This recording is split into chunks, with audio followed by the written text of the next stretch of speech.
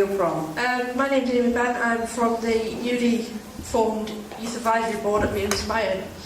It's a long question, sorry. Conservative MP Gary Barwell recently introduced a bill to the House of Commons to get rid of mental health discrimination.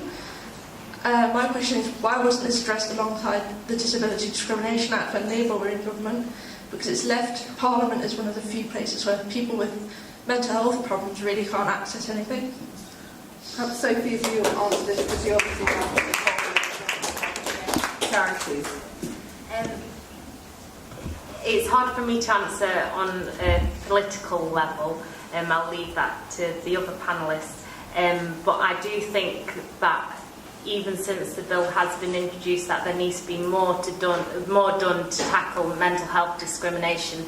There was a great series recently on Channel 4 who did a week-long special on tackling mental health issues. And I think especially as young people, when we're talking about all the broader issues of youth unemployment and lack of education, lack of skills, a lot of problems stem from different mental health issues as well as physical disabilities. But when I did a focus group with people with physical disabilities, their biggest setback wasn't the fact that they couldn't access the places physically, it was their mental health issues that were the biggest setback for them. And I think we need to have a bigger acceptance of mental health difficulties, and we need to have more people, and I guess young people, so it'd be good to see some role models, young role models coming out and being honest about mental health issues. And I think it's great that we have the likes of Ruby Wax and different people being figureheads, but it'd be great to hear young people have a forum on mental health and actually say, well look, I've got a mental health issue, but I'm able to do this. And to do that, we need to educate from the top as well. We need to educate employers about mental health issues. We need to educate Parliament about mental health issues, because it's all well and good saying that there will be no discrimination, but it's very, very difficult to prove discrimination when it comes to mental health. And that's why I think it is important, if people do have any mental health issues, not just to seek advice, but also to look at the different two-tick policies so you can apply to jobs, because you should be covered under the Disability Discrimination Act. And I think that's a big thing that we've got to look at, is hidden disabilities, because they're not always challenged. You often find yourself, if you've got a mental health problem, trying to challenge these stigmas, but then obviously some days you can't mentally challenge them. So I think that a lot more help needs to go from people with mental health problems, but also to educate people that there is value with people coming from diverse backgrounds. There is value they can add to a society, to the community and to the workplace. Great, and then if I could throw that over to Karen. Well, I think that was a brilliant answer. I think that we've come a long way recently, actually. The debate was very, very important in Parliament. But even just listening to J.K. Rowling last week and the release of her new book, talking about her battle with depression, and she was on television talking about having experienced depression, and it was on Newsnight, and the interviewer said to her, "But how can anybody who's got that much money have depression?" And it's just extraordinary that, you know, even very well-informed journalists don't understand that depression is an illness, and it isn't a respecter of whether you've got money or not. It's an illness. And I think, but the mere fact that these things are now coming out and being talked about so much, and people talk about their struggles with all kinds of things, with addiction, with depression, with schizophrenia, with all kinds of other conditions, is a very, very good thing. But just kind of pull it back to the practicalities.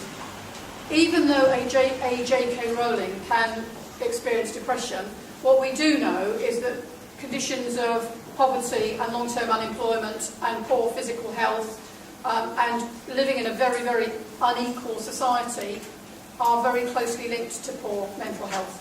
And I think, you know, as a society, we have to deal with it not just as a question of individual discrimination, although we do, and I think it's very important that you know, we do challenge those instances of discrimination, but that we really understand that as a society, the costs of what we are doing when we wreck the economy and abandon whole cohorts of people, 1 million young people to unemployment, and to being NEET, or to older people to very long-term unemployment are catastrophic.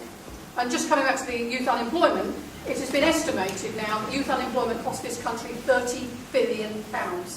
And that's before you start adding in what happens to people when you do make them feel worthless and unnecessary to society, and the damage that can do to people's ill health, to people's ill health and mental ill health. And we really do need to talk about this in those terms as well. We are wasting one of the most precious resources we have in this country when we make people feel that they are no longer central to the kind of society we are and want to be.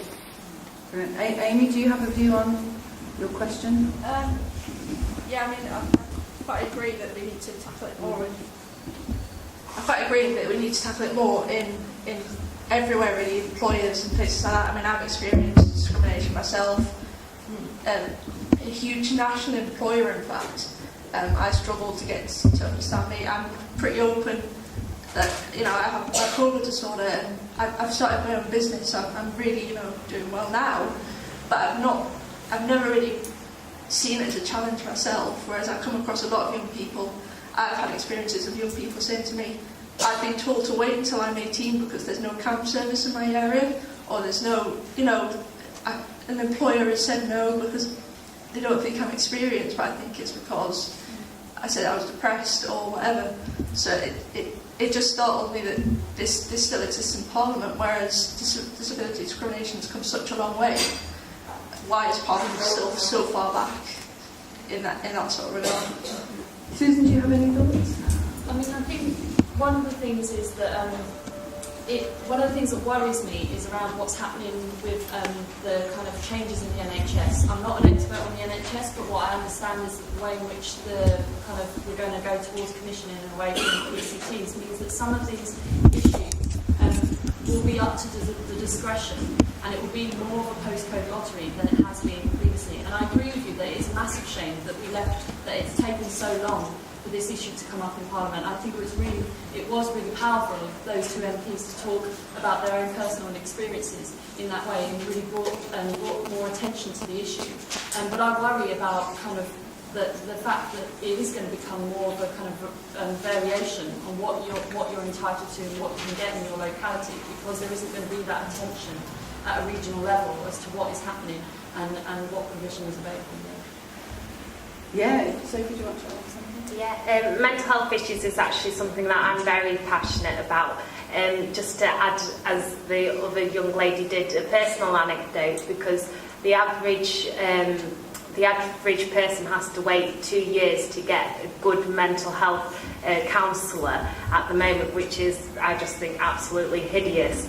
And personally, a few years ago, when I had a very severe eating disorder, I had to wait, I think it was 2 years on a waiting list, because I didn't fit the criteria for being bad enough, because I wasn't physically bad enough.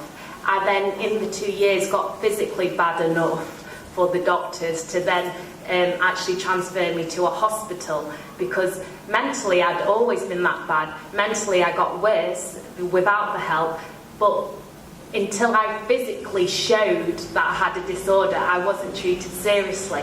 And that's where we really need to start to tackle things, because even when people in power throw lines like, oh, we're going to, that they're doing the cutting all the benefits and trying to implement harsher regulations for people with disabilities.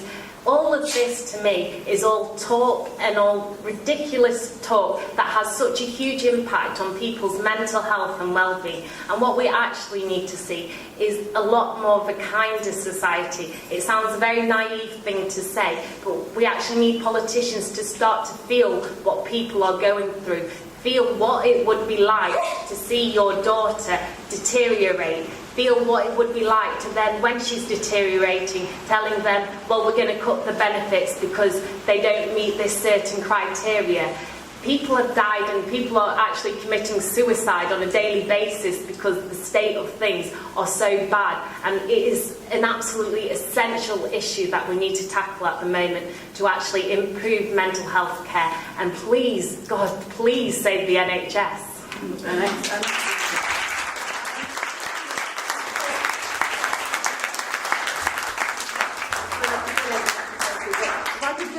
throw Stella in at the deep end, who's just arrived. This is Stella Creasy, who is Shadow Home Affairs Minister. And hopefully you got the gist of that. But basically, the question was, what more can be done to tackle mental health issues? And I think particularly answering what Sophie's saying about how politicians can do more and feel more and be kinder. Are you kind? Is that way of asking if I'm going to buy you a drink? I think they're free later. I absolutely agree with what the people on the panel are saying. Let me try and offer just another take on this, which is what I think the strongest point that you've made. I was a youth worker before I got elected. I wanted to become an MP to stand up for not just tackling the problems that we see and trying to make the system work better, but all the potential and talent that's out there that doesn't get picked up as a result. The strongest thing I hear from what you're saying is you started your own business. That is amazing. I would never have had the confidence at your age, and I am substantially older, I'm afraid now, to be able to do that. And I take my hat off to you. And that's what I see. When we're talking about a lot of these issues like mental health and also youth unemployment, I see talent lost. I see young people in my part of London, in Walthamstow, North East London, who are as cheeky and as clever and as talented as anyone I've ever met, but they get written off because of where they live.